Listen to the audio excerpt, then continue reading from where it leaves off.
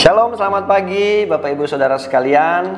Pagi hari ini kita akan belajar bersama dari cerita Marta dan Maria di dalam Lukas 10 ayat 38 sampai 42. Kisah tentang Marta dan Maria ini sudah sering kita baca, sudah sering kita dengarkan.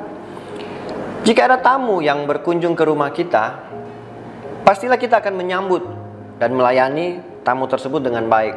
Biasanya yang sibuk itu ibu-ibu. Nah, contoh kalau di gereja ya, diadakan satu event, satu acara, pasti yang paling sibuk itu adalah WBI. WBI ya, bukan WIB.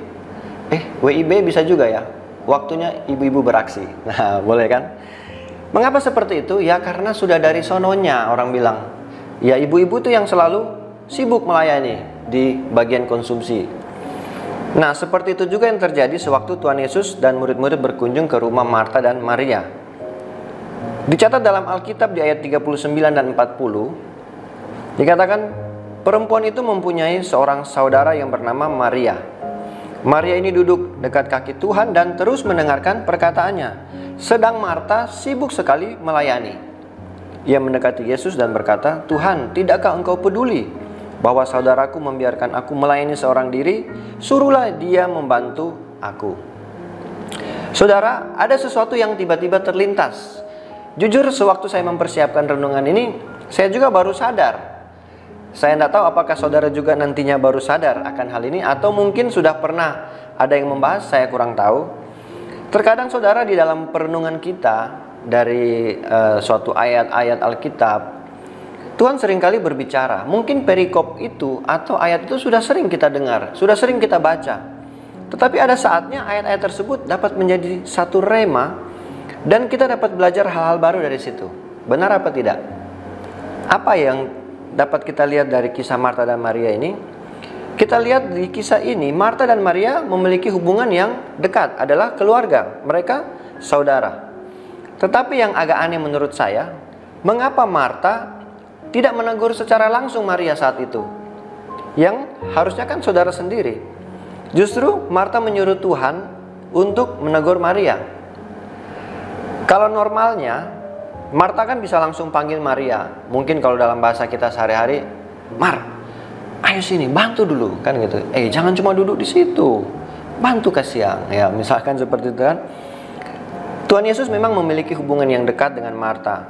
Di dalam terjemahan firman Allah yang hidup, Tuhan Yesus memanggil Marta sahabatku.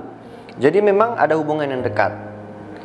Kadang kita merasa kita lebih bebas curhat kepada sahabat daripada kita curhat kepada saudara kandung kita sendiri. Benar apa benar? Tapi ya jangan bingung, karena di Alkitab pun ada dicatat Amsal 18 ayat 24b. Tetapi ada juga sahabat yang lebih karib daripada seorang saudara. Nah, biasanya kita itu kalau tidak berani menegur secara langsung saudara kita sendiri, itu berarti hubungan antar saudara tersebut kurang dekat, ya kan? Atau bisa jadi ada sesuatu yang salah dalam hubungan keluarga tersebut. Saudara, ada banyak hubungan keluarga yang hari-hari ini tidak harmonis.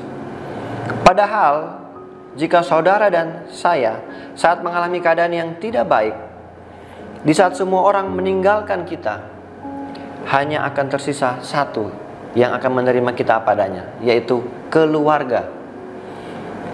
Jadi jika saat ini ada hubungan di keluarga yang kurang baik antara saudara dengan kakak, dengan adik, cepat-cepatlah perbaiki.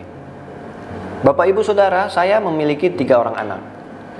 Saya dan istri saya hampir selalu menanamkan kepada mereka supaya mereka saling menyayangi, saling mengasihi, jangan sering berkelahi. Bahkan itu saya sering bawakan di dalam doa. Saya dan istri mengajarkan supaya mereka berdoa supaya saling mengasihi, saling menyayangi.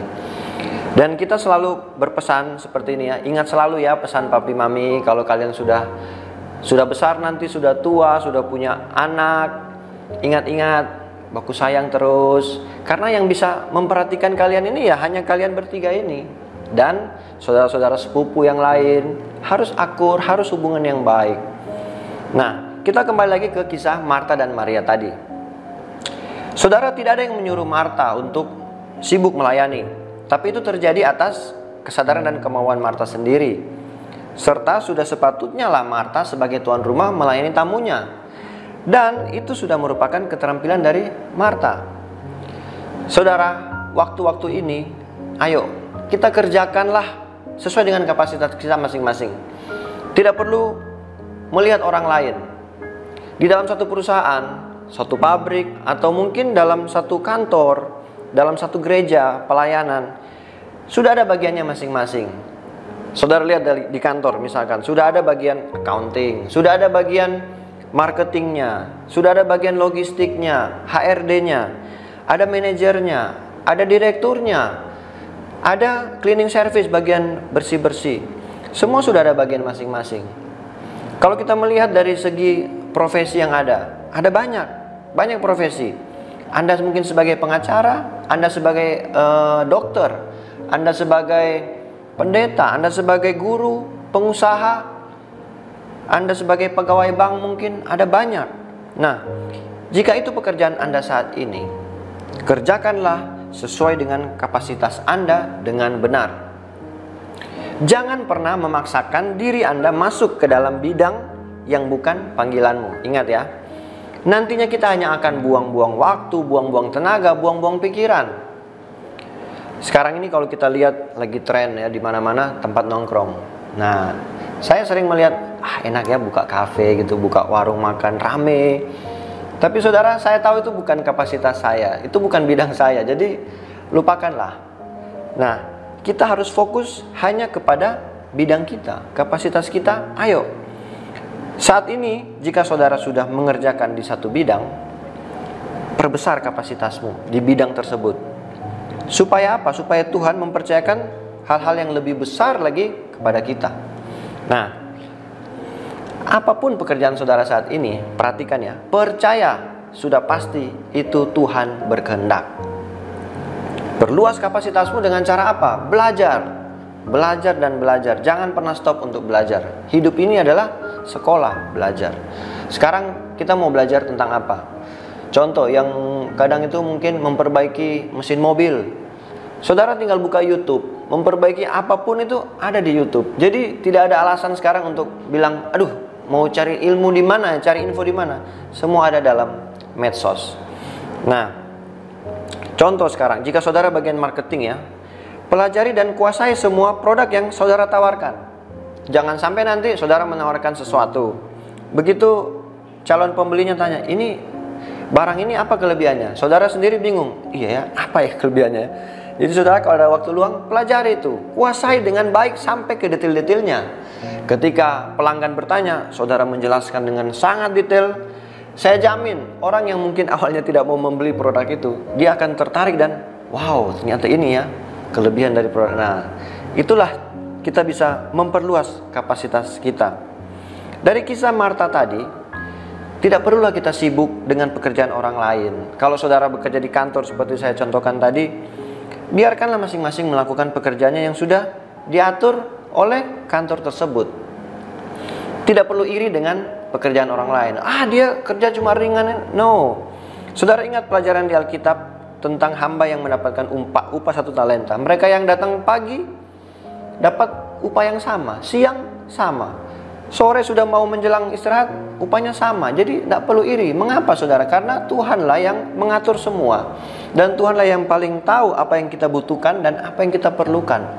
Sesuai dengan apa? Kapasitas kita masing-masing.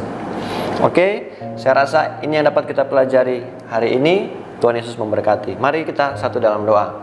Bapa di surga, terima kasih buat renunganmu yang sederhana, singkat. Biarlah ini boleh menjadi motivasi buat kami. Kami boleh memperluas kapasitas yang ada pada kami saat ini. Apapun pekerjaan kami saat ini yang Tuhan percayakan, biar kami boleh kembangkan itu, kami perbesar kapasitas kami. Dan biarlah kami boleh melihat Tuhan akan mempercayakan hal yang jauh lebih besar buat kami. Terima kasih, kemuliaan bagi Tuhan. Dalam nama Yesus kami berdoa. Haleluya, amin.